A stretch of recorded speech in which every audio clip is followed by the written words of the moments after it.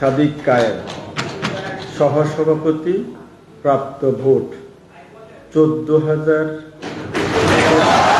ঢাকা বিশ্ববিদ্যালয় কেন্দ্রীয় ছাত্র সংসদ ডাকসু নির্বাচনের ফলাফল নিয়ে যেমন বিতর্ক, তেমনি তা নতুন করে রাজনৈতিক হিসাব নিকাশের পথও খুলে দিয়েছে। বিএনপির জন্য এটি হয়ে উঠেছে এক ধরনের ওয়েক আপ কল। অনেকের মতে এই ফলাফল তারেক রহমানকে নতুন করে দলে শুদ্ধি অভিযানের সুযোগ এনে দিয়েছে।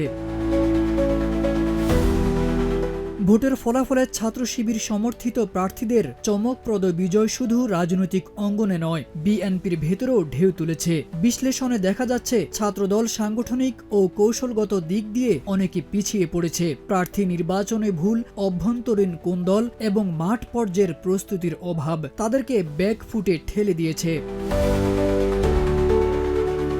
শুধু তাই নয়, ভোটের মাঠে ছাত্র শিবিরের মানবিক কৌশল, দীর্ঘমেয়াদী প্রস্তুতি, ডাটাবেজ ভিত্তিক প্রচারণা এবং সরাসরি ভোটারদের কাছে যাওয়া, এসব কৌশল ছাত্রদলের কাছে ছিল অভাবনীয়। ভিপি প্রার্থী সাদিক কায়েম ছিলেনও পরিচিত মুখ।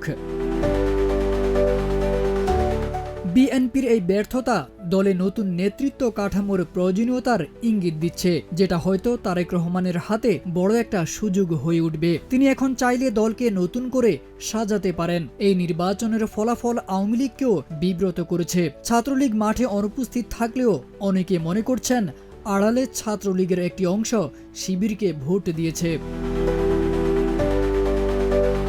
ডাকসুতে জামাত শিবিরের সাফল্য বিএনপিকে রাজনৈতিক দৃষ্টিভঙ্গি পুনর্বিন্যাসে বাধ্য করছে। ভবিষ্যতের রাজনীতিতে জামায়াত যে এখন নিজেদের স্বতন্ত্র শক্তি হিসেবে প্রতিষ্ঠা করতে চাইবে তা নিয়ে সংশয় কম। ফলে জাতীয় রাজনীতিতে নতুন মেরুকরণের ইঙ্গিতও মিলছে। সব মিলিয়ে ডাকসু নির্বাচন একদিকে যেমন বিএনপিকে চ্যালেঞ্জে ফেলেছে, অন্যদিকে তারেক রহমানের হাতে দলকে ঢেলে সাজানোর এক বাস্তব উপলক্ষ এনে দিয়েছে, যেটি হয়তো বিএনপির ভবিষ্যৎ রাজনৈতিক রূপরেখা নির্ধারণে গুরুত্বপূর্ণ হয়ে উঠবে।